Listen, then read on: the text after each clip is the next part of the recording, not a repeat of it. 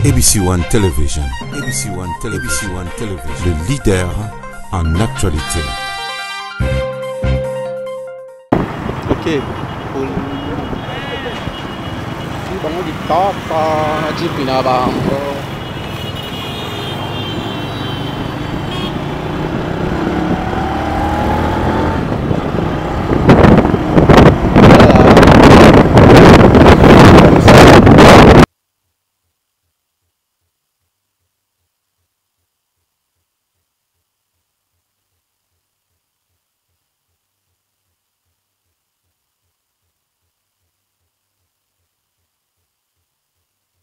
Mbote papa to ane senga makasi po anini tozele bembe papa na biso fati biso bana limité tolema to mona comme ba jamais le lobby so moko fati azui pouvoir ya on to mona bembe papa biso a kermesse a jete biso na limité et matanga te to na deuil national to na fête to sepe po to mona bembe papa na biso zo ya biso bana limité bana 10e to zo sepe la jete a kermesse o boy fati sa mokili na e to na diversaire te ka ye mo fati kangi solo. Voilà, merci. Et comprenez comment ça se passe l'ambiance. Moté papa. Moté papa. Vous allez combattre à IDPS et BMBDG et commis. Bah impression les ani ndenge matomoni ke corps à papa zongiki. Mais impression na ngeza ndenge eza makasi. Pour na moni bembe papa na moko na zaki na aéroport na yembangu pour na komata na mona su awa elekeli nga moko. Au deka batu bazawana ba hommage au papa azui. Donc ils appellent la dimension naïe. Il y a un open to pesi le kumu na mboka. Pour tous les remercier la mboka mobimba pona le kumu a pesi na papa, a pesi na président na biso et sali biso qui to komakasi. Merci. Voilà, et ça continue. Vous comprenez que c'est l'ambiance qui se passe ici, dans le siège à IDPS. Bango bazali ba combattant. Maman olobi loba la chiluba. Ah papa, tu tu muji sanka. Nikanyinga nyinga bwalu bwa papa chitalu cha papa wetu tuji bachinjile bulu bwa biji mu bibichi.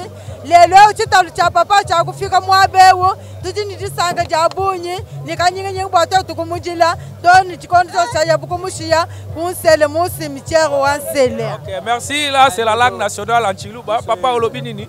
Même moi benyi munjila viewe tola moi be tu munjila moi beo tu sanga tini mu désert tini mu senga tu janu moi beo ti lobby to ko sala ka koto. OK, ça va. Voilà, donc le presse maman yako tujinji sanga jabunyi bwa kumwana katuba manyeni tumana chisekeje mwa beo to lelo tuji tumumwana tujinji sanga jabunyi waluvu muya kabe bananganya afika mujitunge mukujikabila to lelo tutumu mwana tujindi sanga jabunyi tutengesha butumbu kujinza. OK. Yaka olobini Na ye awa depuis 4 heures. Na zeli kaka pona mona elongi ya yebembe mbuzu na buzu. Yango na ye awa ti er nyonso koya na zeli yango awa. Voilà. Oza ambiance ya sengote mais ambiance ya mawa. Pour la deuil boyambi papa national papa zongi ebembe papa ye bomo. Ebembe papa ye zana sengo papa ye tu bako zela ngata ke bana mboka mais tu zana sengo wana mais mawa zana motema pour perdre mutamutu ya kada mboka na biso Congo. Ko papa tsheli kisege do mulumba. Histoire na ye mutako bosa na Congo azate. To bekisi mutu nyonso ya parti nyonso ya mboka oyo. Onga faulu. To bekisi bino matanga peta ke invitation te. To sabana mboka to zala bomoko. Merci vraiment. Papa olobinde nini? Kabila nenga zewana akangake bembe wana eya boete kanga ngoli susu njinga kulanga mbano kabila mukotoma mwepi ufumu kwate chitalo washibwa nkachiluto leru chalu ini simeni tokolele bembe papa na biso okende pala bino na Rwanda yo na solo bana akozonga Rwanda ngwane te akozonga Rwanda awa ekomanga mususu ya yote Solanda Kabila, Solanda Félix Nassima Tikae, Asala Makamnae, Yot Souste, Longwana, Bengani. Voilà, merci. Voilà, mesdames, messieurs, vous nous voyez ici toujours au siège de l'IDPS et comment ça se passe. Ndenge Bazo Zela Ebembe Kondo Etienne Tshisekedi Oyatika Kibiso depuis le 1er février 2017. Cornaye et Lelo le 30 mai, nakati ya République démocratique du Congo, précisément la capitale à Kinshasa. Voilà, ndenge batu bazo zela vraiment Kondo Tshisekedi tu héros tozali 21h. Yango wana tozo zela corps et comme awa na siège oyo. Tozo mona angouima immense, il y a vraiment partout pour l'accord. Il y a Etienne Tshisekedi, oh, ils ont déjà dans Sima, et Zali Koya, il y a Motoza, Awa, nous avons il y a IDPS, vraiment mobilisé, qui peut moutouter, il y a Mabatuni. Et voilà, nous saluons la patronne à la reine Omba, Yonde Makambu, Yonde Vitesse, Yo Makambu. Voilà. Toza la carte, il y a IDPS, Awa, Tozo Mona Batu, Bazo Solo là. Maman. Voilà. Bonsoir, maman. Bonsoir, papa Nangaï. Maman, corps est commis déjà, et ça dans les zoya. Ndenge omoni organisation na Makambu, ndenge salami olobini. Pour Nangaï, c'est mon azanango, et ça makasi. Parce que toyebi ke papa ndenga zawana azamutu yake tokolela na minute. Awo tozake il fallait que tokoyamba na esengo makasi parce que toyebi ke ndenga zoya wana za vivant. Aza penza vivant aza yakokufa te. Yango nazoloba ke aza penza muto tokoyamba penza na kobina na koyemba na esengo makasi. Parce que ba onyos balobaki ke wana ekokoma wate lelo tozomo lelo eloko esalami. Papa, on a koloba ezate ebelete esengo na ngai eza kolela na ngai après courage kaka pona makamion sezo sala. Bonsoir papa. Bonsoir. Comment on a lelo après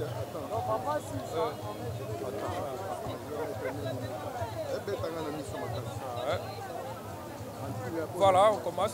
Papa, après 2 ans, lelo papa Etienne Nzoto Izongi. Est-ce que Mawawana, après 2 ans, les Akaka, ou Bobo Sana déjà, papa, Kondo Etienne Tshisekedi?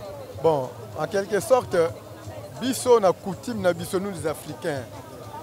Ceux qui mutasi à Koli, mutasi à Komi na ba H moko boye, mutakomi koko, pour na biso les Africains, kolela na ezaka esengo.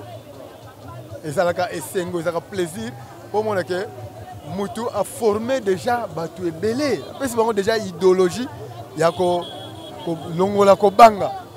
Hein? Il était le seul à faire sa biso idéologie au Longola Kobanga.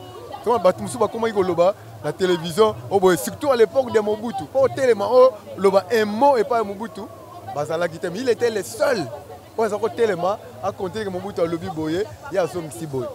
Donc yango wana mutandenge wana a pesi biso déjà courage wana, a pesi biso Longola biso Kobanga.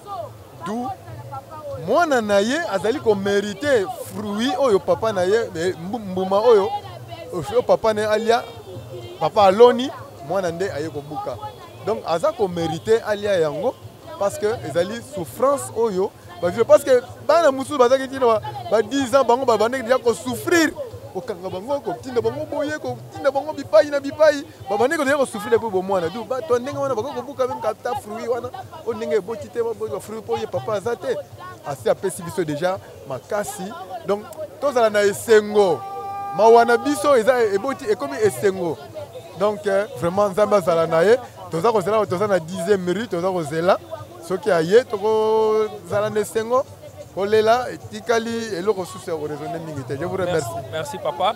Bonsoir messieurs. Le corps est arrivé déjà. Quelle est votre impression par rapport à tout ce qui se passe aujourd'hui? Nous disons à la face du monde que Etienne Tshisekedi n'est pas mort, il est vivant. Parce qu'il s'est incarné dans son fils, qui est Félix Tshisekedi Tshilombo. Le corps est arrivé. Le corps n'est pas tel que vous le voyez dans les cimetières. Mais Etienne est vivant, incarné dans le fils. Le sentiment que la jeunesse de l'UDPS a aujourd'hui, c'est un sentiment de joie. Lorsqu'on parle d'un état de droit, c'est un esprit. Ce n'est pas un slogan, mais c'est une réalité. L'état est arrivé que le peuple congolais doit vivre ce qu'on appelle état de droit. Lorsqu'on parle de la démocratie, nos pères ont parlé de la démocratie. Qui pourrait parler en face de M. Mobutu à l'époque? Qui pouvait aujourd'hui parler de la jeunesse en face de Moussé Laurent Désiré Kabila?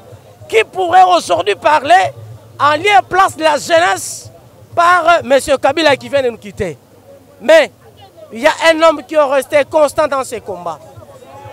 Il a laissé l'idéal. Il a laissé la jeunesse congolaise. Et il nous a laissé une promesse. Et cette promesse est vivante. C'est que nous devons nous prendre en charge. La jeunesse qui doit se prendre en charge, le monde doit savoir que le temps est arrivé, la jeunesse congolaise est unie et indivisible.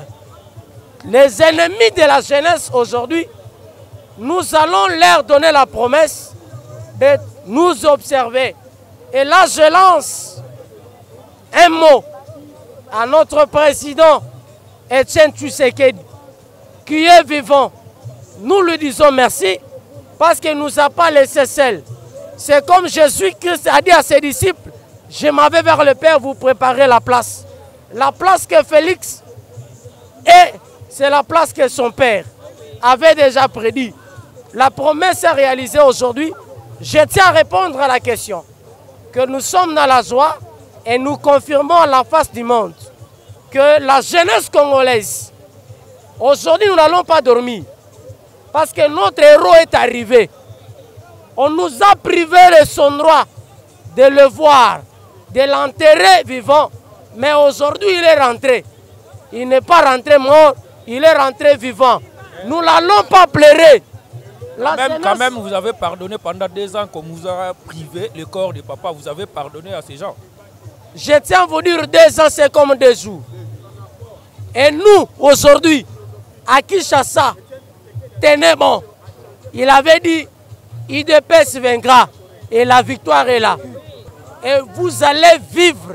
Vous allez manger. Aujourd'hui, nous confirmons que pour le baboye, na kumisi nzambe ndenga papa na biso Tshisekedi wa Mulumba ye awo. Likambo nazo sepela nazo senge pa ya président nanga moko Félix Tshilombo Tshisekedi nazo senge pa na ye place bakotika papa na biso. Asalela biso université place wana. Asalela biso internat place wana pona bana na biso. Babosa na Tshisekedi wa Mulumba te. Bakoko na biso babosa na yete. Pona nini ngai na yebi Tshisekedi wa Mulumba banda 1997 na zui carte na ye. Epa ya Kabeya Matungulu na Mbushimai na Simsa na banda kombata kala. Ozoyoka nazalaki kombata nanu na bota te. Mobali alinga ngai na kati ya kombata. Akamwe ayebisi ngai ozwi makambo oyebele yango wapi. Yango lelo naza na esengo. Nazoyebisa papa Félix Tshilombo asalele biso eloko wana. Pona nini ngai natika kombata te na kufeleka na kombata me natika kango te nazalaki. Siège social ya UDPS. Tozo senga na ba Congolais nyonso. Bayeba ndenge nini tokolela papa Etienne Tshisekedi. Pour un problème, il y a héros national ou bien héros nationalité, il n'y a pas de débat. C'est quelqu'un oyo asali au-delà même il y a ba héros. Ngana zo classé na ramoko na ba Indira Gandhi, Mao Tse-tung, Nelson Mandela, ba Martin Luther King. C'est quelqu'un oyo a memi biso a changé philosophie. Démocratie oyo tout le monde politicien oyo azo contredire nga aleka. Oyo ayebaki démocratie tant Mobutu azo régné qui pouvait parler de la démocratie. Mouto a même multipartisme. C'est Etienne Tshisekedi. C'est une icône. C'est quelqu'un que nous devons kotombola. Il faut tombola parce que à Salemso makambu ya minene. Lelo a komisi bisoti na entrée ya Kana et Josué Félix Tshisekedi. Tozo senga na batu nyonso bakoya kolela papa tolela na kimia. Que vous soyez de l'FCC, que vous soyez de l'UDPS, que vous soyez Bissonion, Sotozaini, parce que si on parle de la politique dans ces pays, c'est Etienne Tshisekedi, l'homme blanc connaît cela. Bonsoir papa. Bonsoir papa. Ouais, toza awa na siège ya UDPS, comment on a encore ya papa Zongi malobana ozo ko adresser zani. Bon, na sepeli kaka na organisation salami très bien. En tout cas, on a bien à permanence. Tout ce qui va me le lot honorer mémoire ya papa Etienne Tshisekedi. Naza pena minga olobate manabiga ke ba politicien congolais makambo esami lelo epesa bino leçon libu mwezaka nango bien mais suka libu kenda na wese mais bolamu ekufaka te lelo bolamu Etienne Tshisekedi asali na combat ya démocratie lelo kanza eloko olobela ngo za souté. Merci.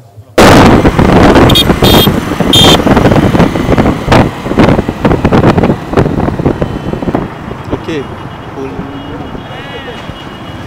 Bango di top na jipi na bango